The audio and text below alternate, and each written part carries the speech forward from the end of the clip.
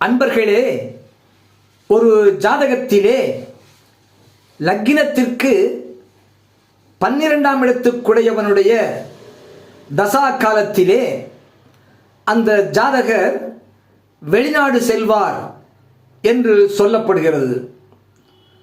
அந்த வகையிலே சிம்ம லக்னத்திற்கு 12ஆம் இடம் கடகம். அந்த கடகத்திற்கு அதிபதி சந்திரன்.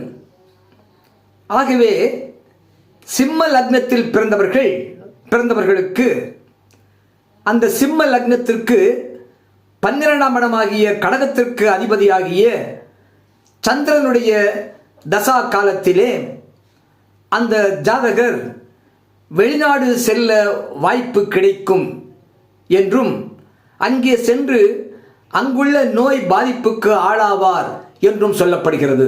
சிம்மம், சந்திரன்.